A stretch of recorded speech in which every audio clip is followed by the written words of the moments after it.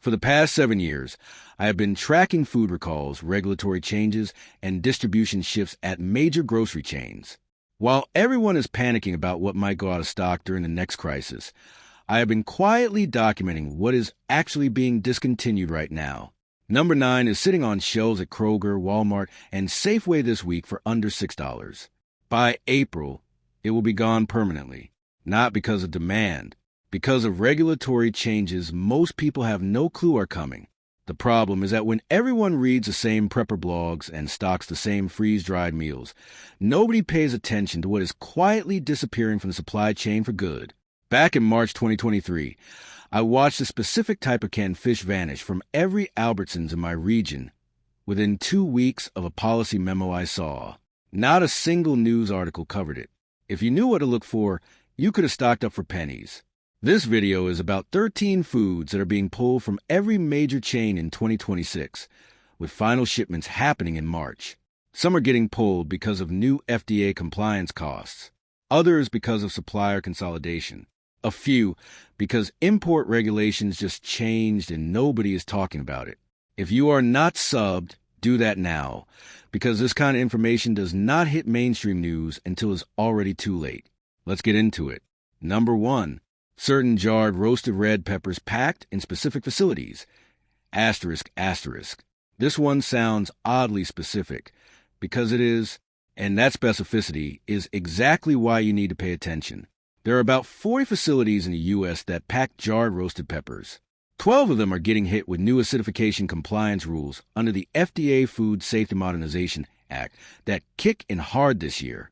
These are smaller regional packers that cannot afford the $10,000 to $15,000 retesting and facility upgrade per product line. I spoke to a guy who's been in food safety consulting for 19 years. He told me at least 8 of those 12 are just walking away. Their products get delisted by March because the big chains will not carry anything that is not fully compliant by April 1st. What does this mean for you? Certain brands of jarred roasted red peppers are never coming back. I am talking about the ones you find at Kroger, Safeway, regional chains. Check the label. If it says packed in Oregon, Northern California, or parts of Texas, buy extra now. A 12-ounce jar runs about $3.50. I bought a case of 24 last month. Shelf stable for 3 years minimum if kept sealed. High in vitamin C. Incredibly versatile. You can blend them into sauces, toss them on sandwiches, mix into rice. They add flavor variety when everything else in your pantry is bland. And here's the kicker. Most people have no idea this is even happening. So while the freeze-dried prepper brands jack up prices and get cleared out during the next scare, these jars will be sitting there until March. Then they are gone. Look, food prices are not coming down, and the regulatory environment is only getting tighter. I have done the research for you and put together a free discontinued foods checklist that lists the exact 13 items in this video, which stores still carry them, and how long they actually last.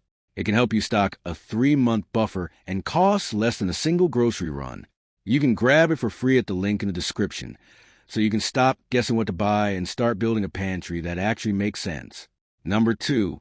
Specific shelf-stable milk brands in aseptic cartons. Asterisk, asterisk. Not all shelf-stable milk. Specific brands that source from smaller dairies.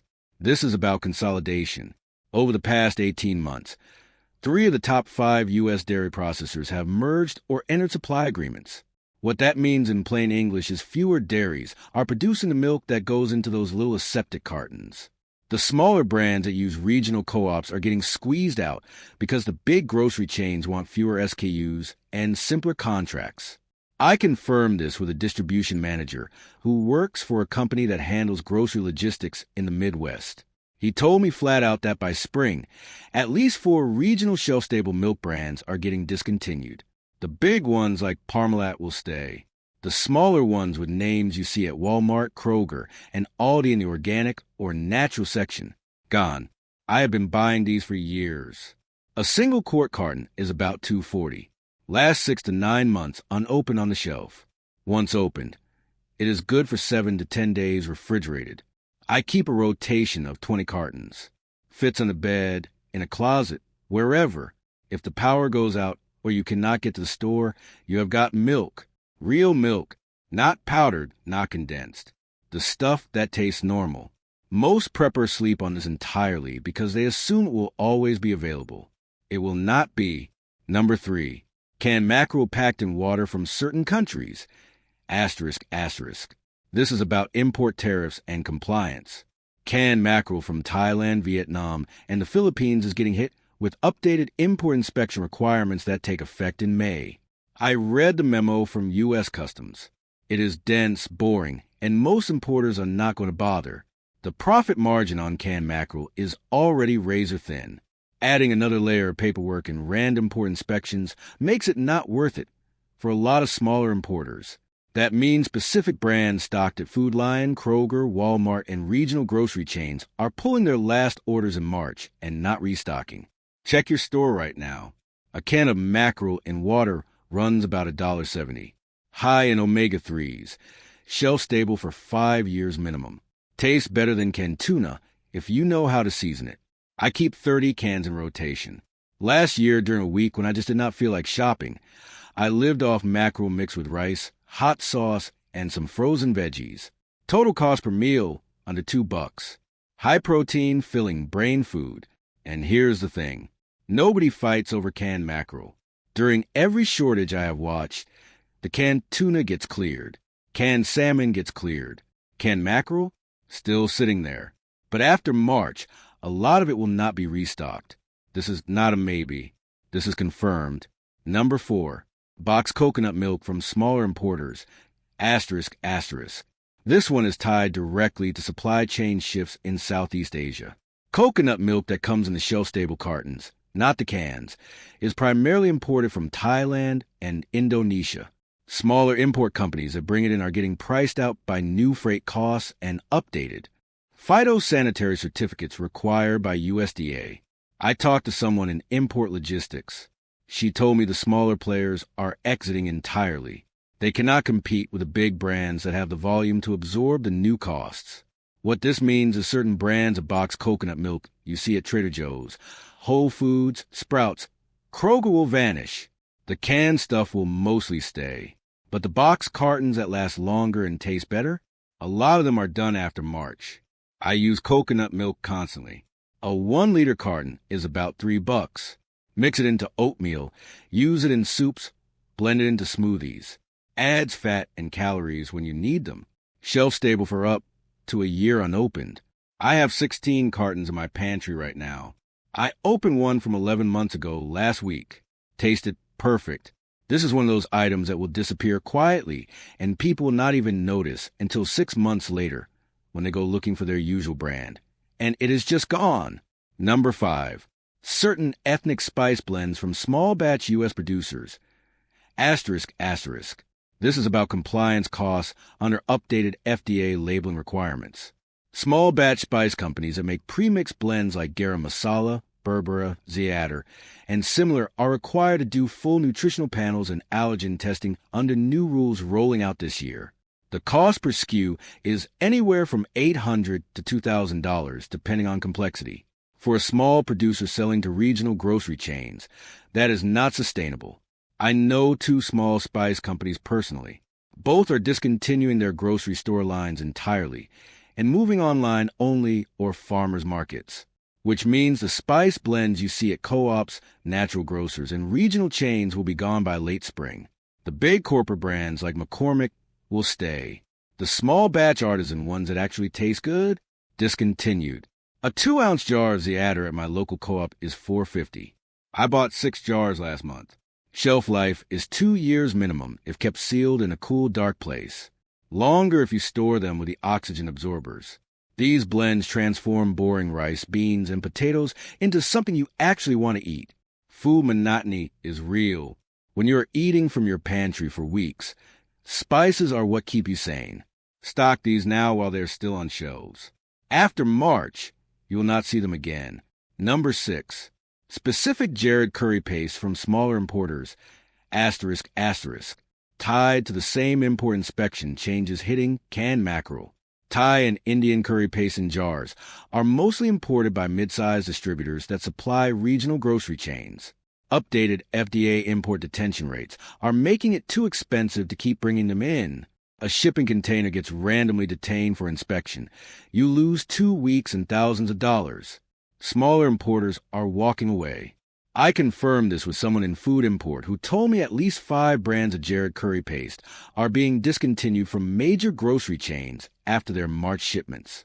A 4-ounce jar of Thai red curry paste is about $2.70 at my store. 1 jar makes 4 to 6 servings depending on how you use it. Mix it with coconut milk, add protein and veggies. Serve over rice. Dead simple. Insanely flavorful. Shelf stable for 2 to 3 years if kept sealed. I have got 8 jars in rotation. These are flavor concentrates. A little goes a long way. When your pantry is full of beans and rice, a spoonful of curry paste is the difference between eating and actually enjoying your food. Most preppers ignore this category entirely. That is a mistake. Number 7.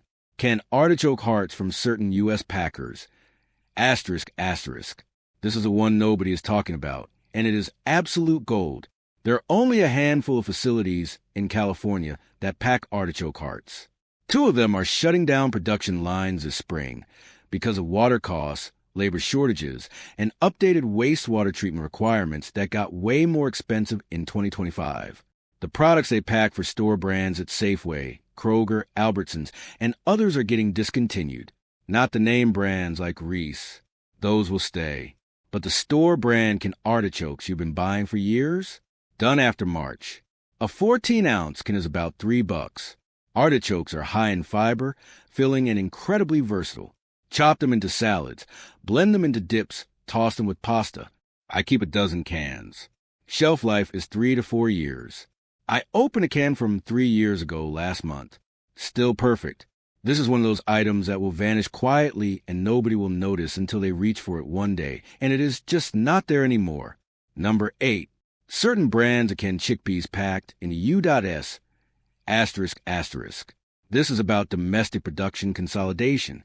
Chickpea farming in the U.S. is concentrated in Montana, North Dakota, and Idaho.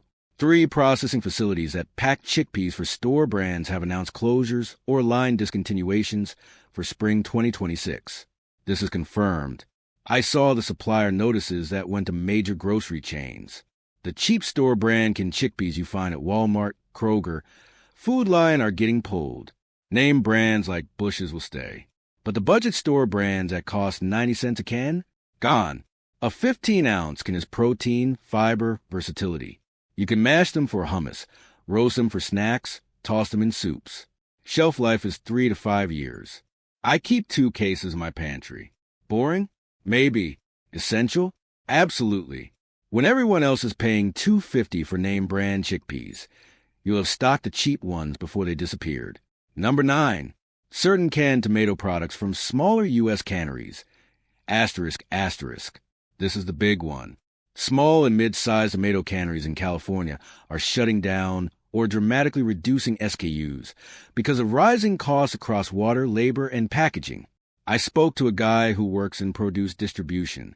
He told me at least 6 regional brands of canned tomatoes, tomato sauce, and tomato paste sold to chains like Safeway, Albertsons, Kroger, and Publix are being discontinued entirely after March. Not because of demand, because the canneries cannot keep up with regulatory and cost pressures. A 28-ounce can of store brand crushed tomatoes is about $1.20 right now. After March, you'll be paying $2.50 or more for name brands if they are in stock. Canned tomatoes are the backbone of pantry cooking. Pasta sauce, chili soups, stews.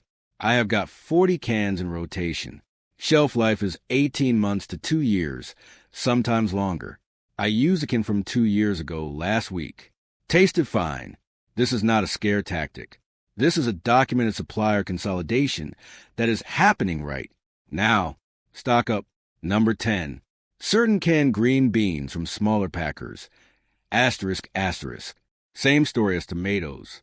Smaller canneries in the Midwest that pack green beans for store brands are shutting lines or closing entirely. Rising costs, tighter labor markets, updated safety compliance requirements. The result is fewer SKUs on grocery shelves by late spring. A 15-ounce can of store brand green beans is about 80 cents right now. After March, expect prices to climb and availability to drop. Green beans are not exciting. They are not sexy. But they're vegetables in a can that last 3 to 4 years and cost almost nothing. I keep 24 cans. When fresh vegetables are not an option, can green beans keep you from living off pure carbs and protein? Boring food makes you stupid when you need to be sharp. Stock the boring stuff now while it is still cheap and available. Number 11. Specific instant rice products from smaller brands. This is not glamorous. It is not organic heirloom anything. It is not trending on food TikTok. It is rice that cooks in 90 seconds. And it is quietly disappearing. Instant rice, the fully pre-cooked, dehydrated kind in cups and tier-top pouches, is getting squeezed from both ends. Packaging costs are up. Film, foil lids, nitrogen flush, small production runs. At the same time, supplier consolidation means fewer co-packers willing to run short batches for regional brands. If you are not moving truckloads, you are not first in line. The big players will be fine. Ben's Original, formerly Uncle Ben's. Minute Rice, national distribution. Scale, margin, cushion. But the budget labels? The off-brand cup stacked at Dollar General and Family Dollar. The regional grocery house brands. The small private label suppliers running thin profit per pallet. They are bowing out after spring. A pouch runs about $1.25 to $1.75, depending on the store. Tear it open. Add boiling water. Wait 90 seconds. Done. No simmering. No electricity required beyond whatever heats the water. Camp stove. Propane burner. Rocket stove in the yard. Even a basic kettle over a grill. If the power is out and you can boil water, you have rice. People underestimate how important that sentence is. Rice is neutral fuel. It carries canned chili. It stretches tuna. It absorbs broth. It fills a bowl when everything else is running low. In tight moments, neutral is powerful. Not every meal needs flavor fireworks. It needs calories, texture, and reliability. Shelf life is about a year printed, often longer if stored cool and dry. The pouches are compact, lightweight, stackable, no weevils, no soaking, no guesswork ratios. Yes, dry bulk rice is cheaper per pound. Yes, you can cook it from scratch. But that assumes time, fuel, stable utilities. Instant rice is about friction reduction. When stress is high, steps matter. Fewer steps means higher odds you actually eat. Watch for shrinking shelf space in late spring. 1 facing instead of 3. Then a clearance tag. Then gone. Replaced by a single national brand at a higher price point. I keep a case of 24 pouches. Use 1, replace 1. Rotate through soups, stir-fries, emergency meals. It is boring. It is practical. It is cheap. And it is about to get harder to find. Stock it now. Number 12. Certain box bone broth from smaller producers. This one won't make headlines. It will just quietly thin out. Box bone broth. The real kind, long simmered, protein forward, gelatinous when cold, has mostly been the domain of smaller health-focused brands. They built the category before the conglomerates noticed. Grass-fed sourcing. Slow kettles.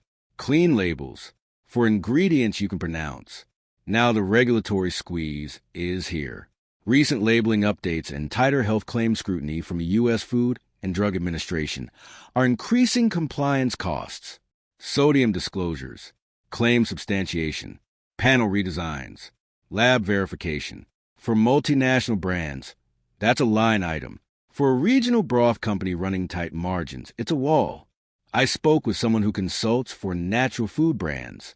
She said at least 3 box bone broth producers currently on shelves at Whole Foods Market, Sprouts Farmers Market, and independent natural grocers are exiting grocery after March. Not reformulating, not rebranding, exiting. 16 ounces runs about $4, sometimes $5. In that carton, 8 to 10 grams of protein per serving.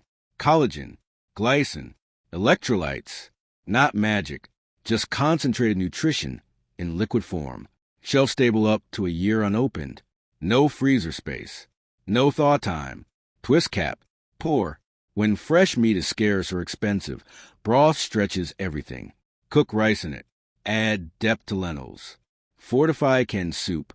Warm it in a mug with cracked pepper when you don't feel like eating but need something real. It turns pantry food into something closer to homemade. This is not about trends. It's about density. In a tight week, illness, weather, supply hiccups, box broth is protein that requires no prep, no defrosting, no chopping. It's there. That matters more than people admit. Expect what always happens when small producers leave. Fewer flavor variations, fewer pasture-raised claims, more natural flavors, higher prices justified by category premiumization. The big brands will fill the space, but the texture may thin, the sourcing may shift, the ingredient lists may grow. Watch the clearance shelves in late winter. Look for short-dated stock as brands wind down distribution. Check caps for integrity. Store cool and dark. Rotate annually. I keep 10 cartons in steady rotation. Use one, replace one. It's insurance you can drink. This is one of those pantry items that adds serious nutrition when fresh food isn't available. It bridges gaps. It keeps meals from feeling depleted. After March, expect fewer options and higher prices. If you rely on it, stock accordingly. Number 13. Certain freeze-dried fruit snacks from small batch producers. This one looks minor until it isn't. The quiet exit. The temporarily unavailable. The blank space on the natural snack shelf where the matte pastel pouch used to hang. Not because demand vanished, because margins did.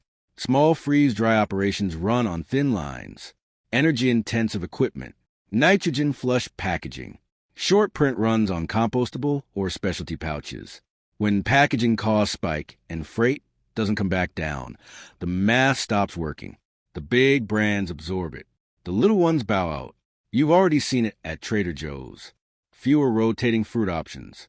More private label consolidation. Sprouts Farmers Market trimming niche SKUs. The co-ops replacing 3 regional suppliers with 1 national distributor. Shelf space is ruthless. Velocity wins. Romance loses. Here's why this matters.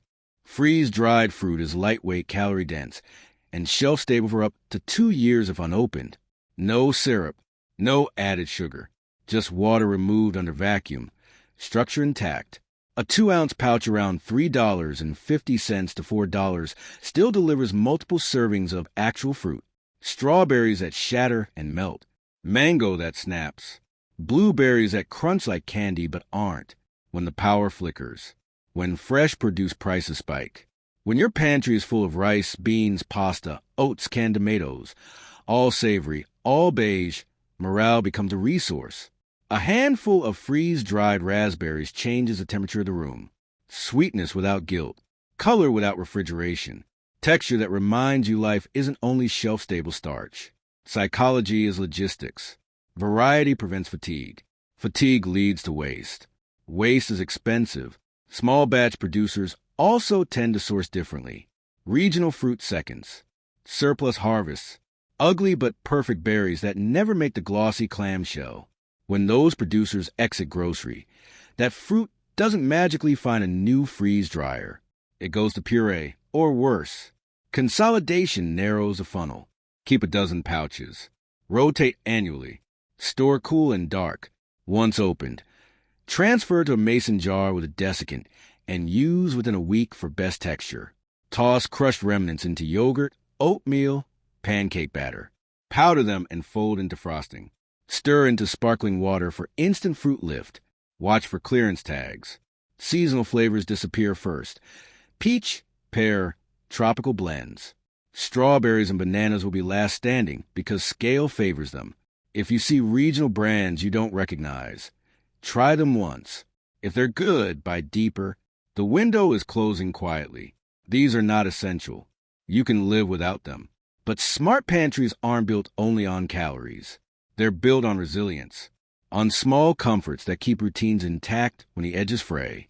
When everything is savory and bland, a handful of freeze-dried strawberries keeps morale up. Do not underestimate that. Stock them while they're still hanging there. So here's what you now know that most people do not. While everyone else is fighting over the same freeze-dried prepper meals and canned goods that get cleared out during every panic, You've got a list of 13 specific foods that are quietly being pulled from major chains that are still on shelves right now, and that costs way less than the stuff everyone else is hoarding. Drop a comment and tell me which one of these you're going to stock up on first. Next week, I am revealing the 10 foods that everyone thinks last forever, but actually spoil way faster than you think, including 3 that could make you seriously sick. You do not want to miss that one.